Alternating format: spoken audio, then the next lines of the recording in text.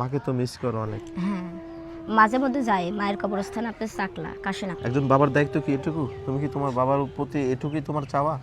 না না, আমার চাওয়া ছিল যে আমি, আমার ভাই আর আমার ছোট ভাই একসাথে থাকি।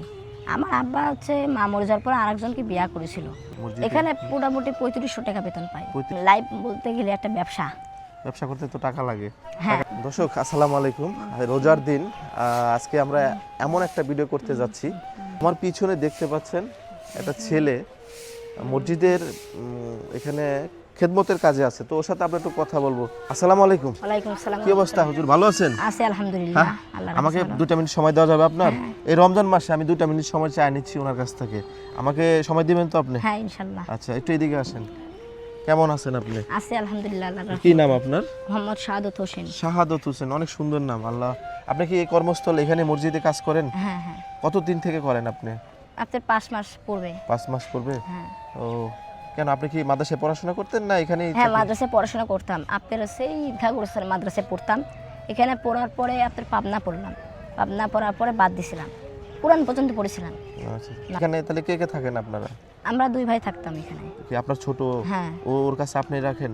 হ্যাঁ। আজকে দর্শক ওর হিস্ট্রিটা আমরা জানবো, ওর লাইফ হিস্ট্রিটা জানবো। অবশ্যই ভিডিওটা যদি ভালো লাগে শেয়ার করে দিবেন, আর অবশ্যই ভিডিওটা না টেনে দেখবেন। তোমার ফ্যামিলির কতজন আছে? আমরা ফ্যামিলির মধ্যে মা ছিল, মারা গেছে। আর আমরা 3 ভাই। 3 ভাইয়ের মধ্যে এক ছোট ভাই আপনার খালার কাছে থাকে, আর মেজো ভাই আব্বা নিয়ে গেছে তাকে, আর আমি বড়। আমার বড় আরেকটা আছে, কিন্তু সে আরেক পক্ষের।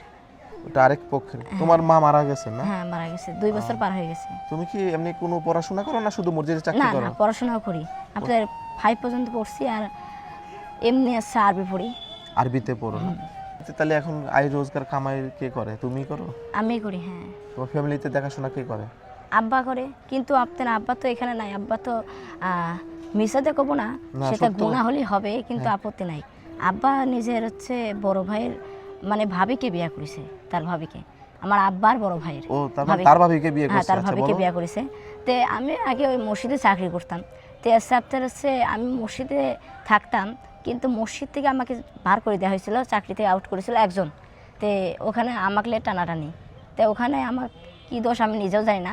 পরে আপনি আমার চাকরিটা বললো যে রাখা যাবে না এই ছেলেকে। পরিকল্পিতভাবে তোমাকে বের করে দিয়েছেন নাকি? হ্যাঁ হ্যাঁ, আচ্ছা, গেল। বের করে দিয়েছে। তো ওখান থেকে আপনি চলে আসি, এখন এখানেই মসজিদে খেদমত করছি। এখন তুমি এখানে কেমন বেতন পাও মসজিদে? এখানে মোটামুটি 3500 টাকা বেতন পাই। 3500 টাকা তুমি পাও। এই টাকা দিয়ে কি করো তুমি? এই টাকা দিয়ে আপনার হচ্ছে মানে খরচ হয়ে যায়। ছোট ভাই দিই, হয়তো মেজো ভাইয়ের কাছে পাঠাই। ছোট ভাই খালার কাছে থাকে, তার কিছু খরচ পাঠাই, আর আমার কাছে অল্প কিছু সামান্য রাখি দিই, এই দিয়ে চলে যায়। আর আব্বাকেও পাঠাই কিছু। তোমার এখন স্বপ্নটা কি আসলে?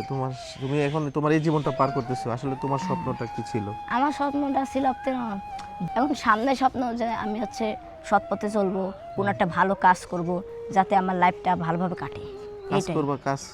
কাজ ব্যবসা করবা না এমনি কোনো কাজ করবা? আমার লাইফ বলতে গেলে একটা ব্যবসা। ব্যবসা করতে তো টাকা লাগে। হ্যাঁ। টাকা পাবে কোথায়? টাকা জোগাতে চাই। জোগাতে চাও? তুমি তো প্রতি মাসে যা পাচ্ছ খরচই করে ফেলতেছো। জোগাতে পারি না। তাহলে জোগাতে পারো না? কি ব্যবসা করতে চাও বলো? এখন দেখুন হচ্ছে ব্যবসা তো অনেক পজিশনের আছে, অ্যান্ড একটা ব্যবসা করলে চলবে। একটা ব্যবসা করলেই চলবে। আসলে এটা আমার মনের যেটা কথা আমরা জানলাম। আসলে এইরকম বয়সে সবারই ইচ্ছা থাকে অনেক কিছু করবে, কিন্তু ফ্যামিলির আজকে ওর মা যখন মৃত্যুবরণ করে, হয়তো বাবা বিয়ে করছে আরেকটা, তারপরে থেকে তোমরা কি কোনো অবহেলিত হয়েছো নাকি বিয়ে করার পরে তোমরা তোমার মায়ের মতোই স্নেহ পাইছো? না, আমার আব্বা তো আপনার হচ্ছে ভালোবাসতো আমাদেরকে। তে পাড়ায় আপনার হচ্ছে এখানে আইছিল, আসে একদিন কথা বলেনি, তারপরে আবার কথা বলেছিল, বলে আপনার যেদিন আইছে সেদিন হচ্ছে 5 কেজি চাল কিনে দিয়েছে, 100 টাকা হাতে ধরাই দিয়ে চলে গেছে। বাবা? হ্যাঁ, আবার কিছুদিন আগে আইসলে তো আপনার হচ্ছে একদিন খাইছে আব্বার কাছে, এছাড়া আমি হোটেলেই খাই, হোটেল ফ্রি তো তাই। আসলে এটা তো বাবার দায়িত্ব এটুকু না শুধু।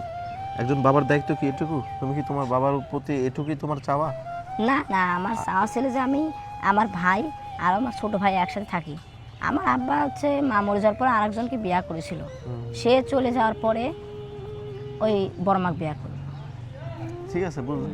তোমারও তো স্বপ্ন ছিল যে মায়ের মতো সে তোমাকে স্নেহ করুক, আদর করুক, এটা তো তোমার চাওয়া ছিল নাকি? হ্যাঁ, চাওয়া ছিল অবশ্যই। আসলে একটা পরিবারের অনেক কিছু ঘটে যায়, বাট এটা তার চাওয়া থাকে, এটা তার ভিতরে রেখে দিয়েছিল। হয়তো আমরা আজকে প্রশ্ন না করলে হয়তো অ্যান্সারটা পাইতাম না।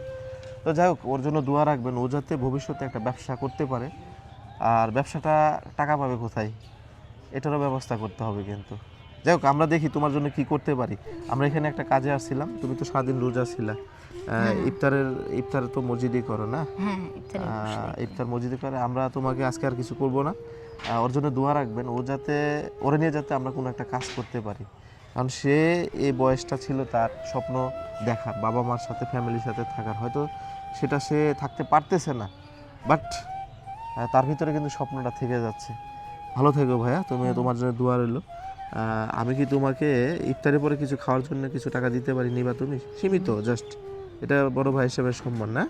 পরবর্তীতে হয়তো আমরা তোমার জন্য কিছু করব, এখন জাস্ট এটা তোমার সাথে আমার পরিচয় হওয়া, ঠিক আছে?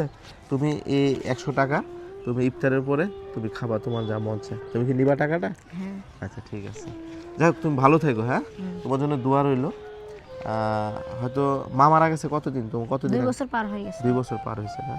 মাকে তো মিস করো অনেক। হ্যাঁ, মাঝে মধ্যে যাই মায়ের কবরস্থানে, আপনার চাকলা কাশীনাথপুর। কাশীনাথপুর। ঠিক আছে, তো আজান দিয়ে দিবে আসরের, তোমার সময় নষ্ট করবো না, তুমি তোমার কর্মস্থলেই থাকো, হ্যাঁ? ঠিক আছে। তো যাই হোক, এই ভিডিও থেকে বিদায় নিলাম। ওর জন্য দোয়া রাখবেন, মানবিক বেঁচে থাকুক, এই মানুষগুলো বেঁচে থাকুক, এটুকু আমার চাওয়া।